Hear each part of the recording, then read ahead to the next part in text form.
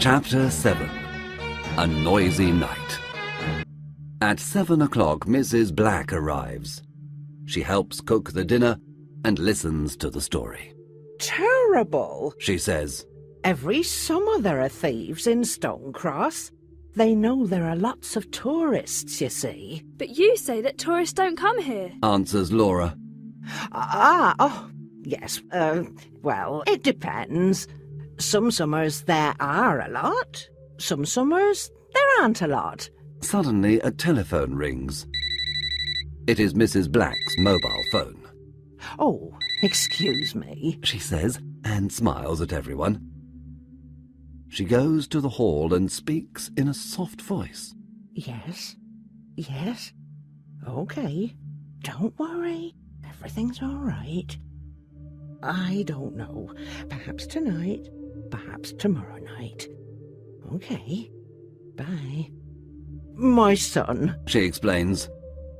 He's 27 and he doesn't know how to cook. Can you believe it? Mum laughs. I'm sure he prefers your wonderful cooking. Later that evening, everyone is playing cards together. Mum is winning. She always wins. Mrs. Black says, Who wants a nice cup of hot chocolate? during the evening and at night, it is cold in the house. They say, Yes, please, Mrs. Black. but Laura says, No, thank you. the housekeeper seems offended. Why not? She asks angrily. Hot chocolate helps you sleep. I can sleep with no problems, thank you. Replies Laura. Mrs. Black is not very happy, but goes to the kitchen to make hot chocolate for the others. It is creamy, chocolatey, and delicious. This is wonderful, Mrs. Black. What is the special ingredient? Do you have a secret recipe? Asks Mum.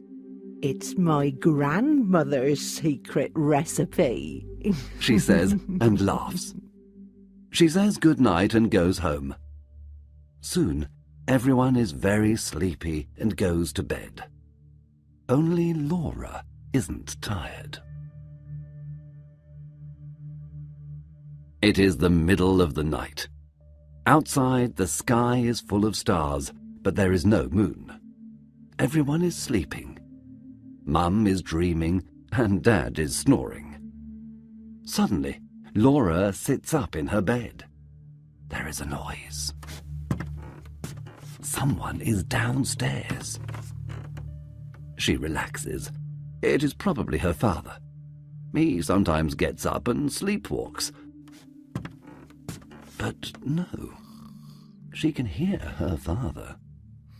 He is snoring in his bedroom. She gets up very quietly.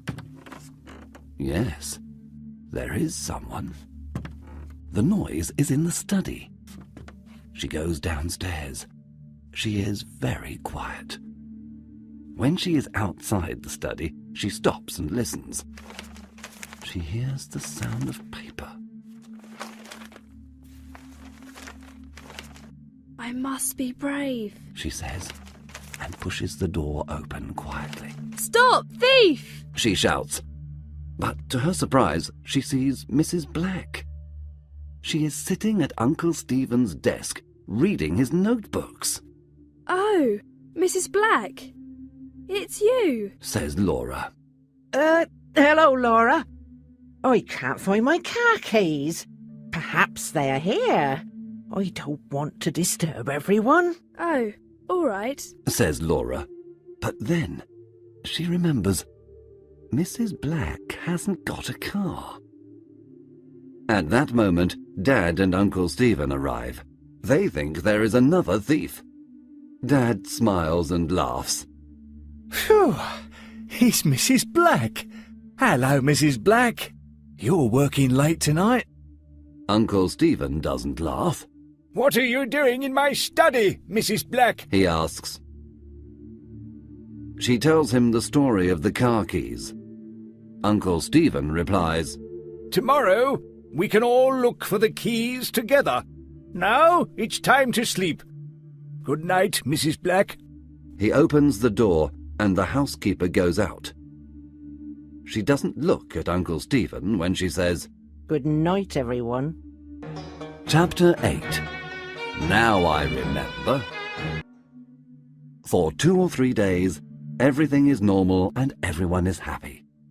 Mrs. Black says her son has got the car keys and they aren't lost after all. Laura looks at Mrs. Black, but decides not to say anything. On Wednesday afternoon, Mum and Dad go walking. Dad wants to sleep, but Mum says, No, Andrew, you can't sleep all holiday. All right. He replies, but he is not very happy. What about you, Stephen? Come with us. No, thank you. I must work.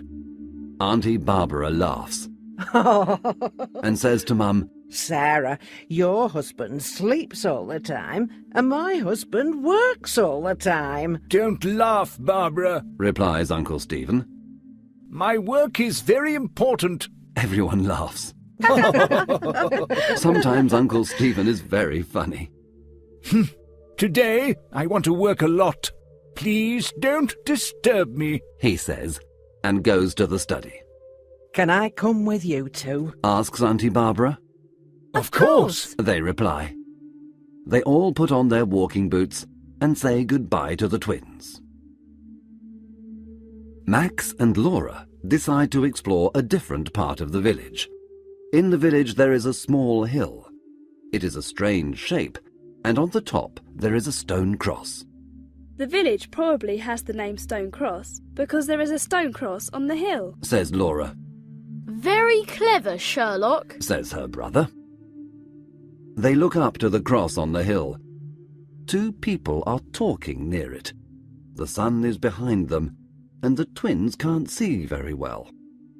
Who are those 2 people? They ask together. Mrs. Black and Martin Knight. Let's go and listen. Says Max. No, Max. Says Laura. We mustn't listen to... Suddenly she stops. Her face is white. Max, now I remember. Max's face is white too. He remembers the same thing. I know. Me too. The symbol. Yes, I know where it comes from. Yes, Mrs. Black's earrings. It's the same symbol. What? I remember it from Martin Knight's tie. What? This means Mrs. Black and Martin Knight know the thief.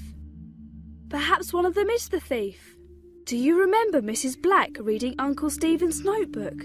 Do you remember Martin Knight's questions? What can we do? Come on, Laura. Follow me. Says Max. They start to go up the hill, but Mrs. Black and Martin Knight aren't there. We're too late. Where are they now? Says Laura. I don't know. Answers Max. Come on, let's go home and tell Uncle Stephen what we know. They start to walk home, but on the hill, 2 dark shadows are watching them from behind the stone cross. Chapter 9. Uncle Stephen Understands. Uncle Stephen is happy. Finally, he can work in peace. He makes a cup of tea and goes into his study. On his desk, there is the old book of mysteries and the silver brooch with the strange symbol.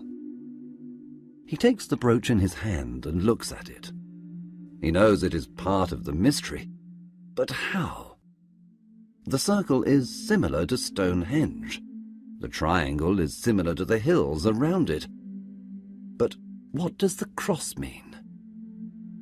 Uncle Stephen recognizes the symbol, but where from? He drinks some more tea. He thinks. He looks out of the window.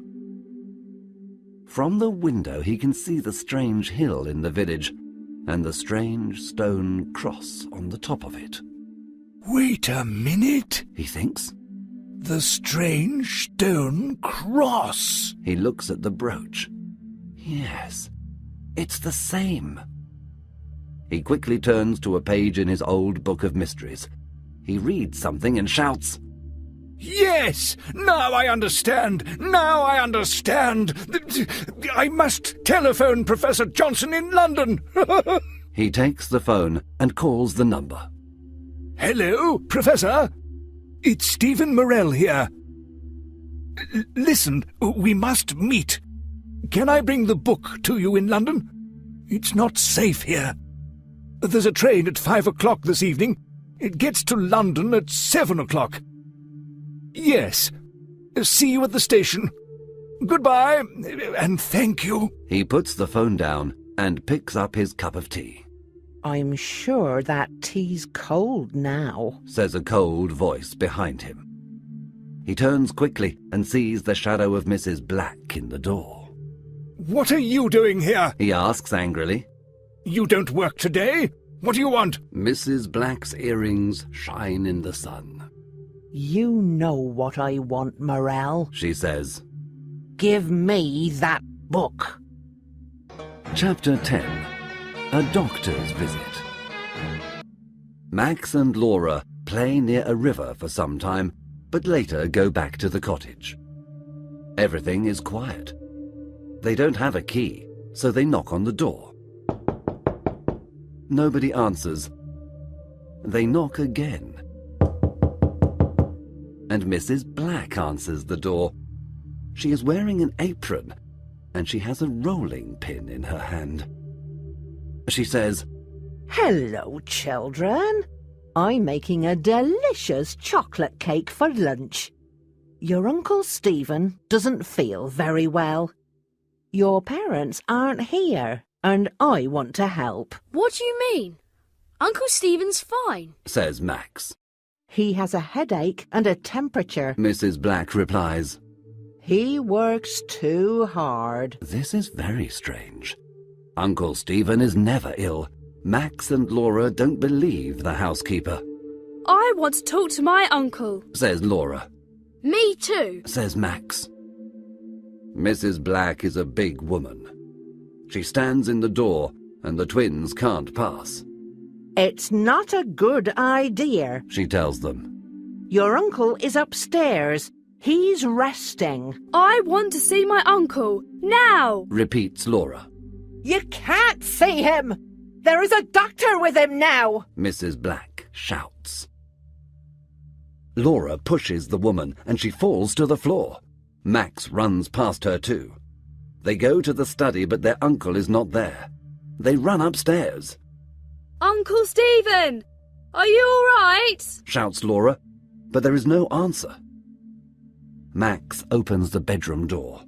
Uncle Stephen is lying on the bed. He cannot move his arms or legs because there is a rope around them. There is a big bump on his head, and his eyes are closed. Is he dead? Asks Laura in a frightened voice. No, he's sleeping. Max replies. Look, he's breathing. Yes, he's sleeping. Says a familiar voice. They look up and see a man in the room. Martin Knight. They say together. Oh, yes, He laughs. your uncle is sleeping. Now we can take his book and discover the secret of the stones. Now no one can stop us, especially two stupid children. At that moment, Mrs. Black arrives. I see you know my son. She says. She is holding the rolling pin. Suddenly, Max understands what she wants to do. Quick, Laura! He pushes his sister to the floor. The rolling pin misses Laura's head. Max jumps up. He tries to take the rolling pin from Mrs. Black. Laura gets up and starts to run away. Martin Knight tries to stop her, but she is very fast. Suddenly, outside, they hear the sound of a siren. It is a police car. Quick, the police! Shouts Martin. He and Mrs. Black run. When they arrive at the door, there are two policemen waiting for them. They put handcuffs on the two criminals and push them into the police van. Laura telephones for an ambulance for Uncle Stephen. Max speaks to the policeman. Thank you, He says. but I don't understand why... He stops. Under a tree in the garden, he sees an old man. Mr. Carter! Mr. Carter comes and talks to Max. Remember, boy, you must tell me your problems. He says. I know these people. I know this place.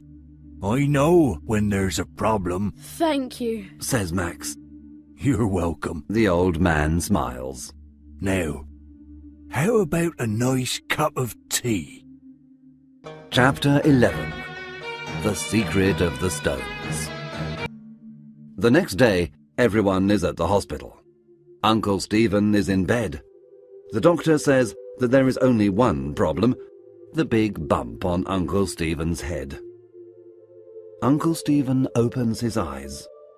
Hello, Barbara. What day is it? It's Thursday, darling. Oh, hello, Andrew. Hello, everyone. What are you doing here? Don't you have school today, children? It's the summer holiday. Laura replies, We're in Stone Cross, remember? says Max. Stone Cross? Holiday? No, I don't remember. We're in London, I think. Uncle Stephen doesn't remember. He doesn't remember about the holiday, about Mrs. Black and Martin Knight. And most important of all, he doesn't remember about the secret of the stones. You remember the symbol? The brooch. The old book of mysteries. They ask him. He smiles and says, No, sorry. A policeman arrives. He tells them that the two criminals, Martin Smith and his mother, Dorothy Smith, are part of a secret organization. The name of the organization is the Black Knights, he says. They want to find the secret of Stonehenge and use the secret to become rich and powerful. Mr. Morell is the only person who knows the secret, and... But I don't know the secret. says Uncle Stephen. I'm sorry, everyone, but I can't remember. Perhaps it's the best thing. Says Auntie Barbara. The stones can keep their 5,000-year-old secret. It's not right to take it from them now. Everyone agrees, Perhaps we can find another secret next holiday. say Max and Laura together. Perhaps next holiday I can stay in London. Says Uncle Stephen. He rubs the bump on his head. Poor Uncle Stephen. Everybody laughs, No more adventures this summer. says Max, But perhaps at Christmas. says Laura. Who knows?